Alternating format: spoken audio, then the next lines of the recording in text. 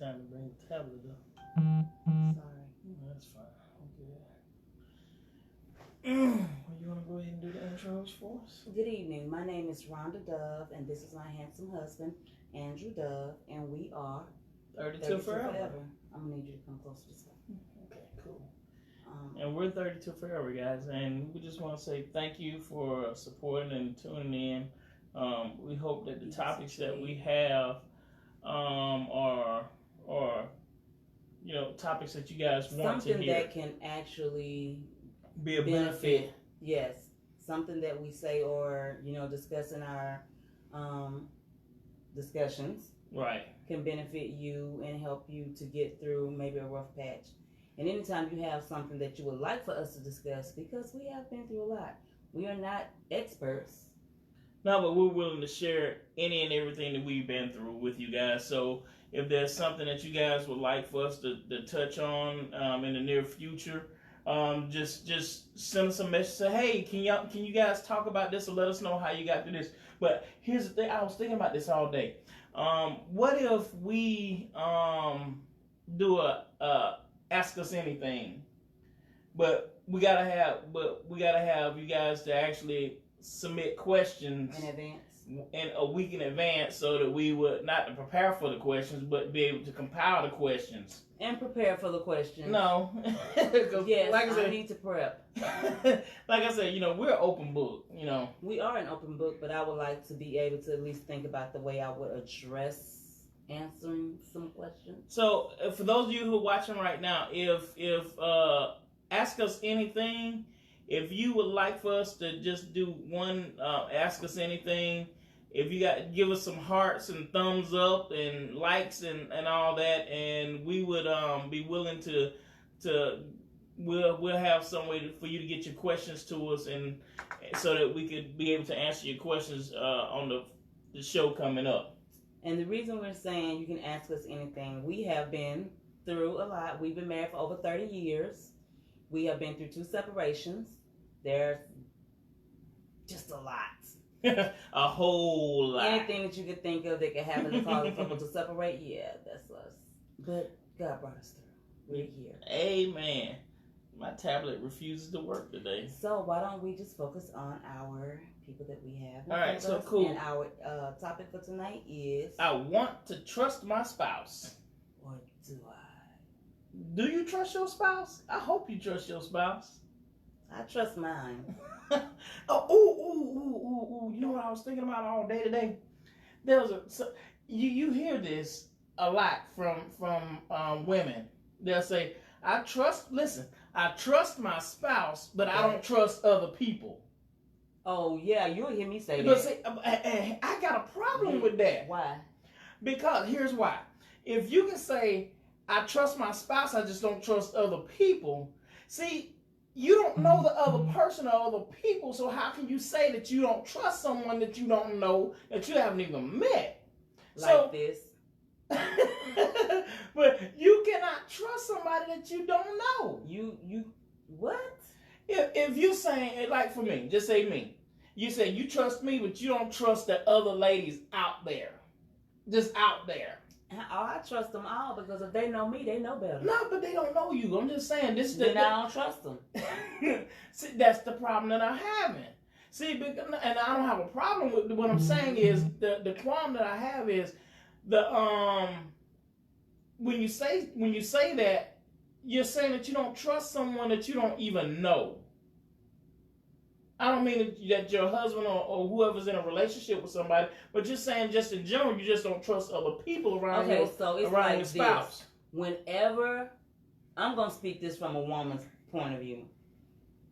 When a woman sees a good man out there that is doing all the right things and not even necessarily thinking about the fact that he has a family, but he's hardworking and he seems like he's a good provider, this woman goes after this man. And sometimes, which was our case, when the woman saw you and saw that you had your stuff together at a very young age, she went after you. She didn't care that you was married. So when I say I can trust you, but I don't trust other women, I don't know. Okay. Because the simple fact is that you always have somebody out there And it's sad. It is so sad that, but that's male or female. They want what you got. So I want to trust other women, and I do trust them to an extent. You know, I trust everybody to an extent. But am I going to put myself in a position or put you in a position to where you are being I won't put myself in that kind of position and, you know, tantalized by somebody else? No. I won't put myself in that kind of position anyway. Go over so-and-so house and fix this for this person. If you ain't going with me, I'm not going. Absolutely, because I'm not finna send you over there. And see, but the problem that I'm not saying it's a problem, but you got a comment? Trust is earned, not given. That's why you don't. Absolutely. You said a mouthful. It's you earned. Read the whole thing out. It said to people you don't know. It's earned. It's earned. I don't know you. I can't just automatically think that you all good and two shoe. I'm just saying. Okay. That's how you make mistakes. You trust your man or your woman with anybody.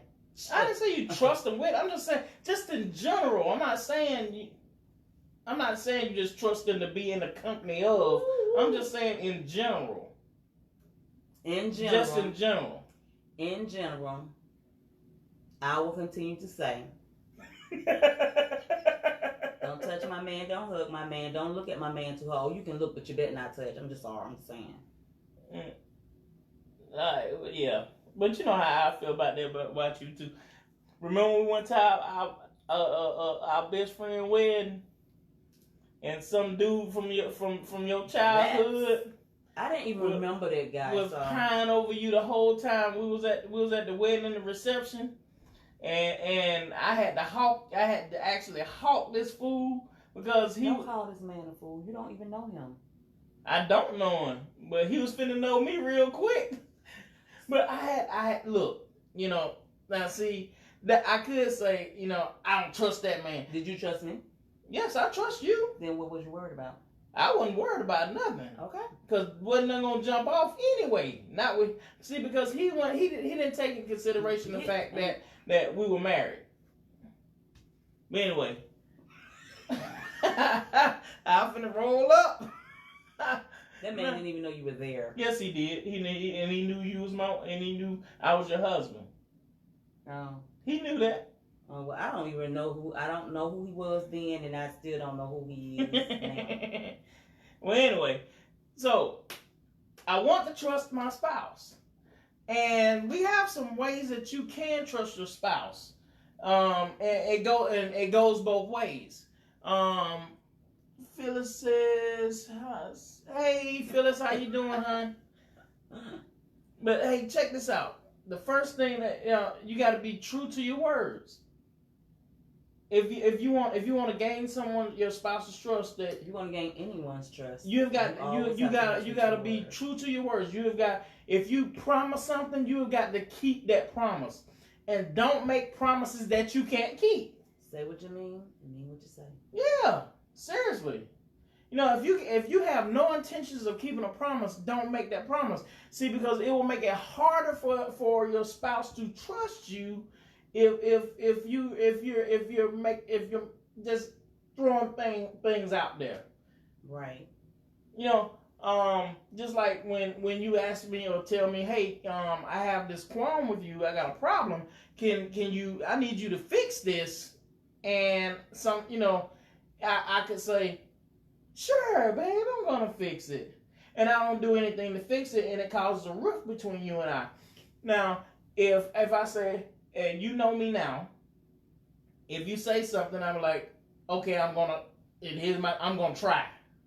I'm gonna do my very best to try, and I'm giving you a promise that I'm gonna try to do it because I want us to work. Right.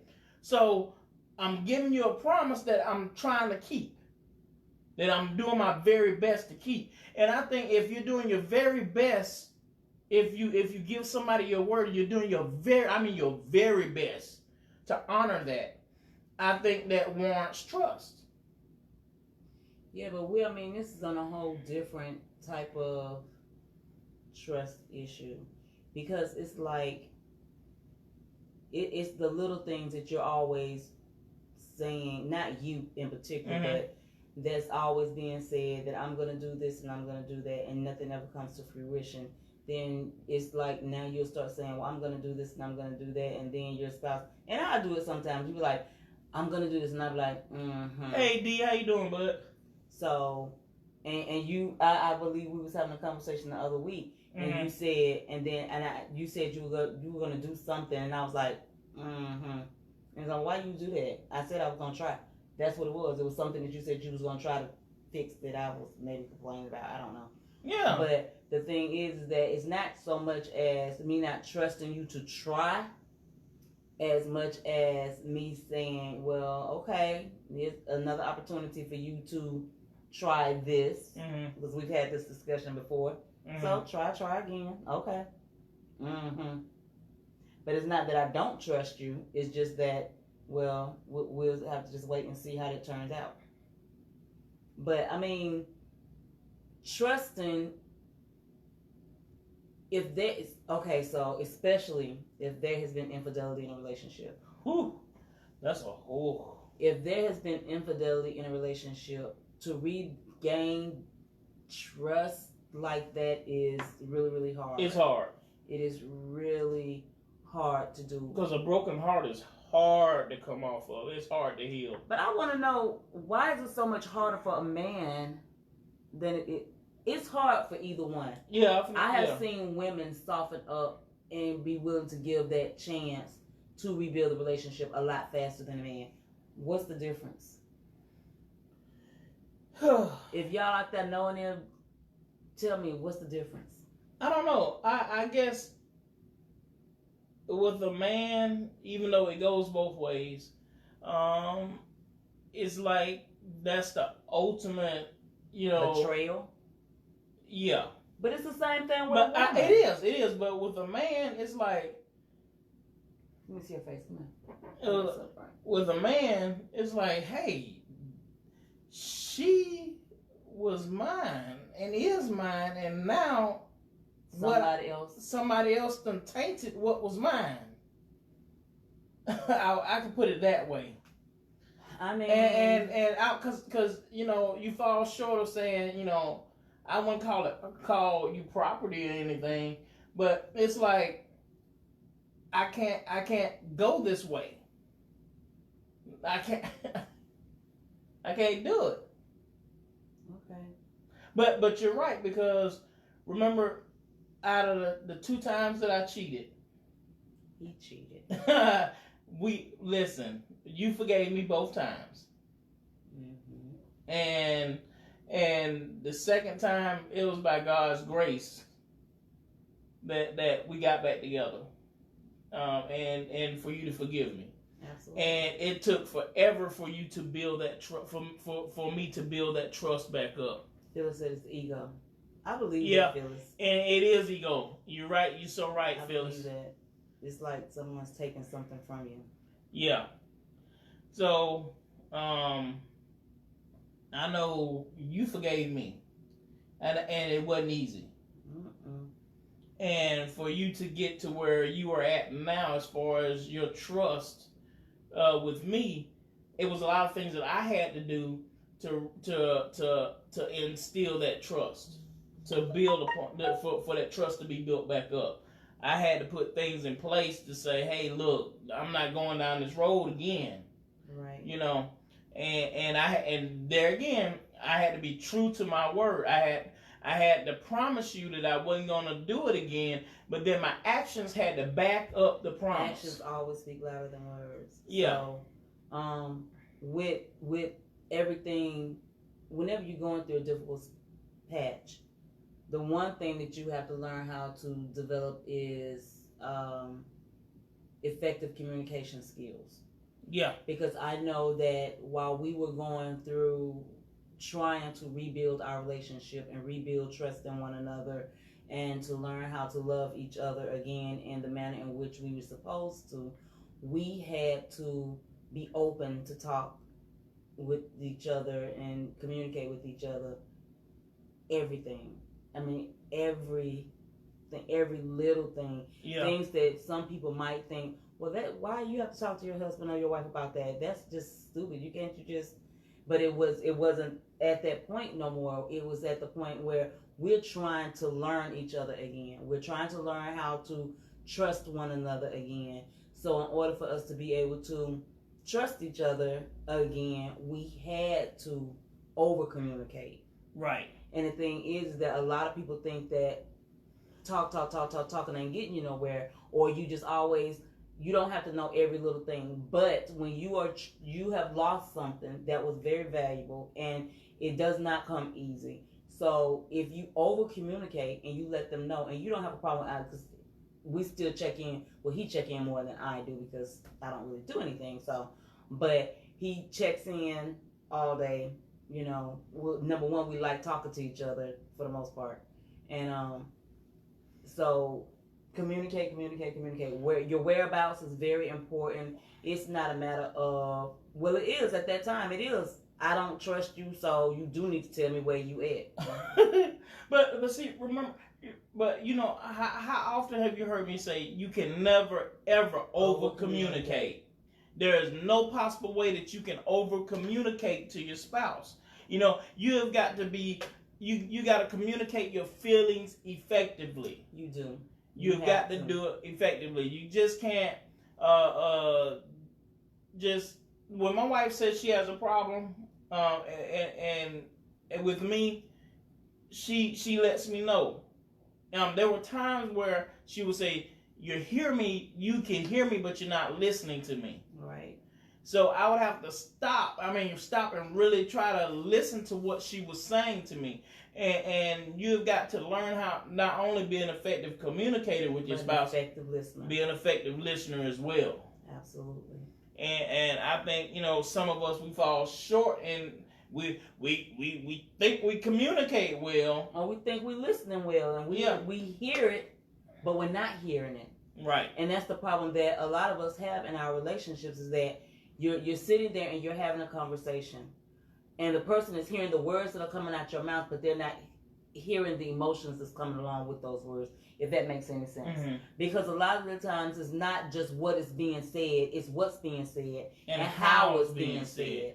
So you have to effectively listen to the person that you are either having an issue with, or just the person that you're having a general conversation with, because they might be trying to relay a message to you and you just not getting it. They saying it in the nicest way possible, but if you listen, really listen, then you will get the message that they're giving. So you have to be an effective communicator, and you have to be an effective listener. Yeah. Phyllis said something. Phyllis said the lack of communication ruined her marriage. The lack of communication will ruin anybody. It sure will. You have to be able to communicate. That's the problem, is that some of us, we really think that we're communicating well, when sometimes you're just barking orders, and that's not communicating. That used to be me. If you're barking at your spouse, then they're not gonna listen. Barking and nagging. They're gonna shut down. They're gonna click, lights off. Right. I'm plugging everything up because I don't want to hear your mouth. I don't want to hear what you gotta say. Absolutely. So if you're nagging, or if you're just yang yang yang yang yang yang yang, like an annoying piece of whatever, that's what they eventually start hearing. And then they're not gonna listen. So if you can become an effective communicator, and you actually sit down, you have your, number one, it's good to, if you have an issue, think about what you're going to say to your spouse first. Don't just go in a rage and start talking, because when you tend to do that, you tend to fly off the handle and say, not just the things that's going to come out your mouth is going to be things that you mean. Whether we say, well, I didn't mean it, I said that out of anger. You obviously felt that way. Absolutely. That's why you said it. So you have to sit down and think about what you're going to say and how you're going to say it, and to make sure that your feelings are expressed in a way that your spouse can relate, so that you can have enough trust in the relationship that this is going to be worked on. I can trust you because I know that you are actually listening to me. Right. And you're hearing what I'm saying. And listening goes both ways. On both sides. Listening goes both ways. And speaking of listening, that means that when your spouse shares something with you and it's a secret, you gotta keep the secret. You can't go gossiping and telling your spouse's business. Because, you know, who would do that? Women. I'm a woman. I don't tell your business. I know you don't. You keep my stuff in house. If it's a secret, if it's you something. don't have no stuff. but the reason why we say that is that if you want to build trust with your spouse, you've got to keep the secrets that your spouse shares with you. Because they're trusting you. They're sharing something that's really near and dear to their heart. They're sharing something with you that could be very sensitive and hurtful thing, and something that could be hurtful. You're right. And if they're sharing it with you, that means that those are secrets that you have got to keep. You can't, when you get upset with them, and then just say, if it's a man sharing with his wife, and then next thing you know, you hanging out with your girlfriends, and then you're man bashing. And husband bashing. Let me tell you what he doing, blah blah blah blah. And then you just let it all out. And that's the thing too. Whenever we get in our feelings or in our emotions, and we get together in our little girlfriend cliques, we have a tendency to do that. Either we're gonna go into our emotions like we're gonna start bashing our husbands sometimes, or we give them so much praise we make them look like king of the world, and then you have your little friends that's sitting over there that ain't really your friends, and they be like, Yeah, but that's another topic for another day. That's all still within the same thing, though. You have to be careful of who you're talking to about whatever it is that you're talking about. But if it's a secret between your spouse, you shouldn't share any of it. You shouldn't share it with anybody anyway. Stay within house. Yep. So you've got to keep your spouse's secrets with you. You know, you got to hold on to them. Don't just go blurting them out to everybody, or even repeating them back to them. Oh my goodness, that happens. When so y'all when you get in an argument, throw it back up in their face. That shouldn't be. Listen, there's stuff that I've shared with my wife that I haven't shared with anybody. Now I know, I'm very transparent about my life. There's been stuff that I shared from the pulpit that most people wouldn't share, and I'm like, it's part of me. It's part of my life. And it's just stuff that I don't care. I don't say that I don't care, but what I mean is, it's stuff that I've dealt with, and I don't feel that it should be in a closet somewhere. Right. Right. But there's still some things that I've shared with my wife that nobody else will ever know. It's just between she and I. I, and God. And you trust me enough to hold on to it. And I trust you enough to hold on to it and not bring it back. And that's one thing you've never done. You never brought it back up to me when with things that I shared with you. Well, there's times like with stuff that we've been through and things that we've tried to grow past that we've gotten past it. I remember when we first went through our separations and our coming back together and everything, and there would be those moments when I feel hurt and I was getting in my feelings, and then I was always like, well, you did this and it was your fault because this happened, and I was blaming you on everything, and it was like your feelings, it was like I couldn't get to the point where I could trust you with my feelings. I couldn't trust you with the things that was going on inside of me. So I still had those moments where I just wanted to lash out and hurt you because I was still feeling so hurt. But in order to get past those moments, it was always where we had to continue to talk to each other. Right. And I had to continue to tell you about the things that I was going through so that you would know how to be able to deal with me. And I had to trust you. I had to learn how to trust you with those raw hurt emotions. And it was a really hard thing to do because I know there was times where we'd be making love and I would burst out into tears. And it was because it would be moments where it's just craziness would just run through my head and I'm just like, okay, no, get away from me. But I had to learn how to trust you to be able not just to say get away from me, but to be like, okay, babe, this is what's going on. I need you to stop and talk to me. I need you to answer these questions. I need you to be able to allow me to open up to you and you open up back to me. And because if I'm asking you a million questions and why is always at the end of everything that you say, why, I'm trusting it comes to the point right there that you have to trust me, because I've come to this point where I want us to work. So I need you to answer fully. You know what I mean? That's a hard thing, because especially when you've gone through something like that, it is hard to deal with something like that when you've been through so much, and then your emotions and everything is so involved. Now I'm talking to you. I need you to answer these questions. But then if your spouse is continuing to ask you, but why? I don't understand. I was, because I thought I was a good wife. I was a nagger and I was that wife and bossy and everything. But I was still like, but I don't understand, why did this happen? And at that point in our relationship, I was feeling like, I need you to just tell me. It's gonna hurt, but I need you to trust that I'm gonna be able to deal with it. I'm here. I'm right here, right now. Mm-hmm. So that tells you a lot, that I want to be here, but I need to know in order to be able to move past it, so that I could grow and to trust you. Mm-hmm. And I believe that you answered all of my questions to the best of your abilities. Mm-hmm.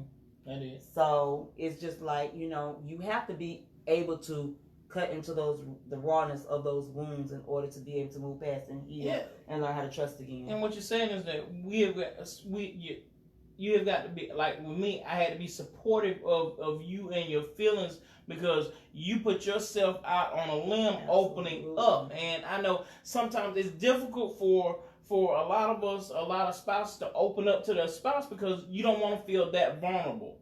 Right. You don't want to open up that much, because you feel like you're really giving up everything of yourself when you open up like that. But in all actuality, when you open up like that, you allow healing to take place when you can open up, because you don't have all that raw emotion just sitting there festering and building up over time. Both people have to be willing at that time to open up and come together. And if you have that deep, passionate cry down where I'm asking you this and we're talking to each other, and we might be laid on the floor and blah blah, but we're trusting each other with our emotions. Mm-hmm. And this is how you start moving to that next level of, rebuilding that broken relationship. Yeah. See, if your spouse sees you take a risk like that, 9 times out of 10, they'll be willing to open up and take that very same risk. And when you guys start to share like that, it will, like I said, the healing process, it'll begin, and then you will start, though all those walls will begin to get torn down, and you will start to rebuild your relationship. You will start to regain that trust. See, like I said, we've gone through 2 infidelities with me and my wife, both being mine, and she forgave me both times, and when she did, I thank God that she did, number one. But I had to be very supportive of all the hurt and the pain that I caused, because all that stuff, it had to be dealt with, like she was saying. And if it had not have been dealt with, we would not be married right now. And I can remember when one of our friends asked us a question, and they asked us, why did you get back together? And they didn't want to hear the God answer. But that's the thing. God did put us back together. But the simple fact of the matter is that as much as I hated my husband at that time, I loved him. And as much as I wanted to hurt him, I still wanted to love him. And as much as I did not want to trust him, I really wanted and needed to be able to trust you again. And that's the thing. When you make up your mind in any relationship to rebuild and to grow, you have to make a conscious decision to move past all the hurts that has happened. You have to make a conscious decision to know that this is something that I want. Then you look to God to help you move past all of that hurt. And you also look to the person that has hurt you, especially if that's somebody that you're going to continue to be with. I had to look to my husband and open up my heart to him again in order to learn how to trust him again and to look deep within him to see that he wants this as much as I do and that he don't want to hurt me anymore. And I had to trust that he didn't want to hurt me anymore and that he was going to live up to everything that he said and that God said, that he was putting us back, how God was putting us back together. I mean, it is a very hard thing to do. And I'm not going to tell no lie. It was not easy for us to get back together and to get to where we are now. It took 5 years of us fighting and trying to come back together. That's hard for anybody. Most people would have given up. A lot of people, there's too many people out there that would give up after 2 months. But see, the question that our friend asked, he said, Why? Why did you want to? And I don't want to hear because of God and God. He said, take God out of the equation. And the first thing that came to my mind was because I wanted to. I needed to. It was something that I wanted. I needed. And he said, thank you for being that honest with me that you would share that with me, because, and believe it or not, that person came back and said, because of what you shared with me that day, it helped my marriage. And see, that's the thing that a lot of people don't realize is that when you say your I do's and you say you have your vows and everything, you're making a commitment to one another. And once you make that commitment, whatever it is that is going on in your relationship, you have to be willing to try to work through it. You have to be willing to fight to get to that next level. Because if you're not willing to fight for your relationship that you have with one another, then it's got to be one. It takes one person to start. Remember that it takes one person to start. Yeah, it does. Put forth the effort. Now, when we got back together, I thought that we were getting back, even though I prayed for God to bring me a godly man. And he did. When I saw him, and I was like, God, oh, I know this is not. But then I'm like, okay, I was trying to put our marriage back together, and she was giving me hell. I did not want him back at first. I mean, I wanted him back, but I didn't. But I wanted to make him hurt. I wanted him to feel what I felt. I wanted to, and I figured that, if I can make him feel what I feel, then either I'll be dead and he'll be in jail, or vice versa.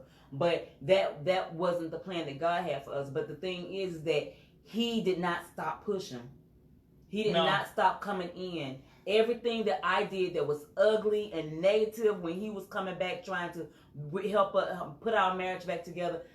I mean, he had stopped smoking, he had stopped drinking, all this stuff, and I was still smoking. So I would get in the car and I would blow smoke in his face. I would slap him. I was still a hitter then. So I was doing all this stuff. I was putting this man through hell. And all I could say was, I still love you. I still love you. I forgive you. I still love you. And that's what he kept doing. But the thing is that because deep down inside, I wanted this man back. I wanted our relationship. I wanted to love him again. I wanted to trust him. I needed all this. I also had to do some work. I prayed. I stayed on my knees. And when my heart started softening up, I started looking at him a little bit different. And it wasn't easy. Like I said, we still went through those moments where the crying and the tears and the snot and all that. But it was still my prayer. I need to trust him. I need you to make this whole, Lord.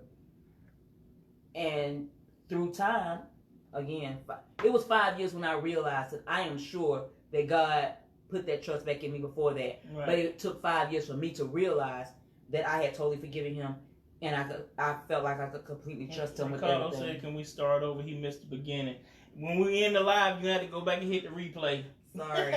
But then he said, so it was the plan to make me suffer. Yep, it was her plan to make me suffer. It was my plan to make him suffer, or have him to kill me, or I kill him, and one of us be in jail. And I know that is so sad, but so many people are like that though. But so many people are doing that though. Yeah. So many people are, if I can't have you, ain't nobody gonna have you. Or, oh, you did this to me, so I'm gonna really make you pay. And the thing is that was a dumb plan on my part anyway, because we had 2 kids. Right. But the thing is, even though everything that she did that was, like she said, was mean, it was nasty, it was ugly, all it took was for one person, meaning one spouse, to be persistent enough to say, I want this to work regardless of what you do. No matter what you do, I still love you. And we're still here. We're gonna make this work. Absolutely. It takes more. Now over time she had to start to make a change. Now, if a spouse tends to harden their hearts and not make a change, the other person might get weary and be like, yo, I can't keep going through this. Because that can't happen. Because, because I very easily could have just said, look, man, this ain't even worth it to go through all this with you. I just pay you child support and I'm done. So Ricardo said, no, that was hurt. And it was out of a lot of hurt that I went through. It was a lot of hurt. But at the same time, with all the hurt, it still was like I still wanted my marriage to work in the end. So I had to pray. I had to stay on my knees. I had to work on me. I had to work on me. And as I was working on me, God was working on us, and then we was working on us at the same time. Yeah. It was a lot of work. It was a lot of work. A whole lot of work. And it still work. It still work. It's work every day because he gets on my nerve every day. And she get on my nerve every day. No, I don't. But, I mean, if you love your spouse and you want your relationship to work and you want to trust your spouse,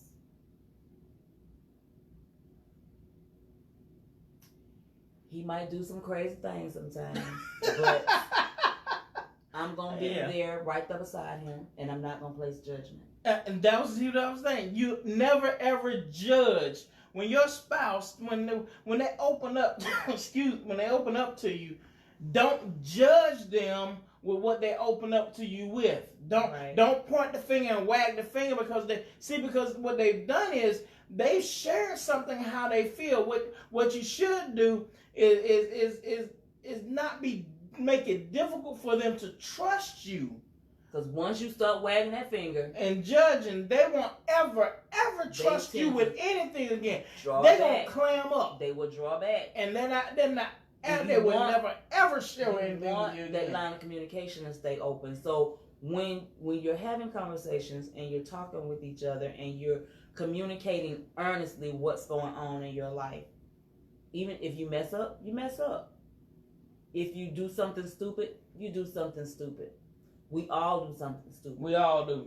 None of us is perfect. So when things are going crazy in our lives, we just have to stand back and be like, okay, we'll take one for the team. Yeah, chalk it up as a mistake. We all listen. Let it go. There's no perfect marriage. None of us are perfect. We all make mistakes. Just go with their mistakes. And when your spouse, if your spouse make a mistake, don't judge them for it. Just say, hey, okay, like my wife just said, you chalk it up as a loss. Okay, we messed up on that one, but we're not gonna do that. Won't do that again. And we're not gonna just dwell on it. And I'm not gonna hold that. Don't hold it over your spouse's head.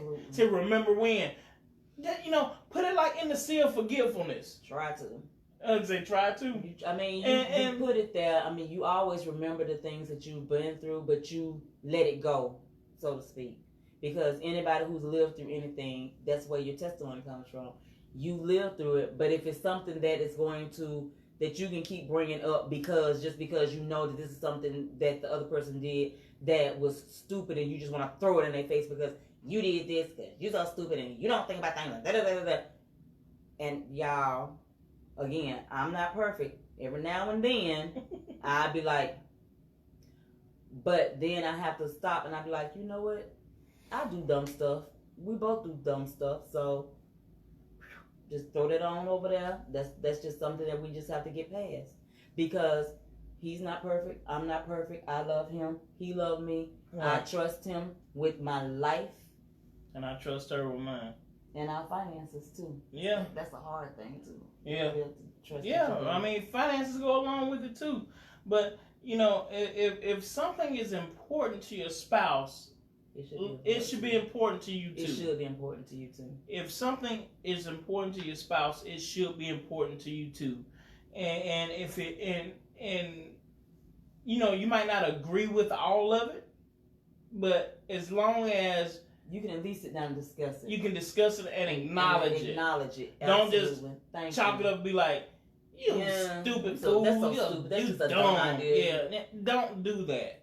Yeah. Just say, hey, look, this is important to you. Let me see your viewpoint from this. Let me see if I can understand this a little better. Right. And then there it goes back again to be true to your words, and you communicate your feelings and what you're going through or what you want to work on. You communicate it effectively to your spouse. Yeah. So, we said a whole mouthful this evening. So, but if you really want to build that trust with your spouse, we'll go over our key points one more time.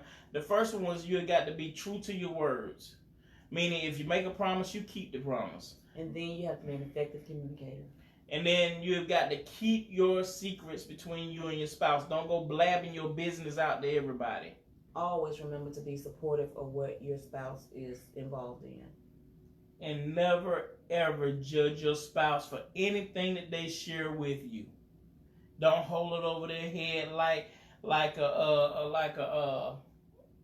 don't hold over their head like that dark cloud out. Yeah, or whatever you call it. Don't hold over their head like a bad habit or something. Yeah, like a bad habit. Don't hold over their head, But because they open up enough to share with you, so don't you dare judge them for it. And I'm gonna share this little secret with you, and we've already hit on it.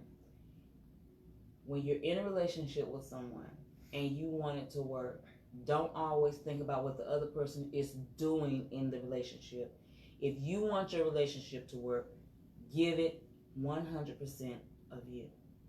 Always be willing to be open and talk, and always know that your relationship will work if you want it to. Right. Eventually, the other person may or may not come around, but just know that you gave it your very best. You did your very best. You did your part in it. And then always, look to God for answers.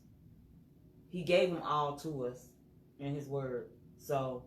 And I can honestly say it works.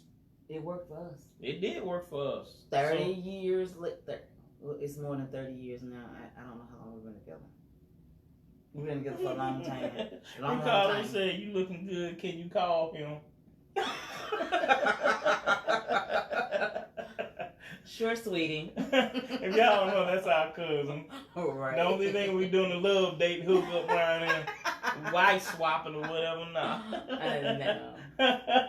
But yeah, so just always remember, you go for what you want in your relationship. We're together now because we wanted to get back together. Right. And I wanted to trust him. And I wanted to trust her. So, with that being said, guys, we're going to end this for tonight. Now, we're going to do next week, I really want to do Ask Us Anything. And somebody did give us some hearts and some thumbs up on that. Yeah, so if you have any questions that you would like to ask us, you can DM, send them directly to my inbox. You can put them in this link right here. Put them in this link, and we will get the questions. And what I do, I'll put together a post, probably, because I want the video to get, I don't want to put anything in front of the video right now, so I may put this out maybe Saturday. Well, no, Friday. We'll try to do it Friday. Yeah. We'll post it up Friday. Ask us anything. Ask us anything, and you guys can ask us any and everything. We're open books, so you guys will be able to ask us anything. So get your questions ready. We'll answer multiple questions. Absolutely. So get your questions ready, and next week we really want to try to pull this off. Ask us anything. So with that being said, when you see that post, make comments and your questions. My name is Andrew. And I am Rhonda. And we're 32 Forever. And we'll see you guys later. Love you guys. Y'all be good. Y'all have a good evening. Bye. Bye.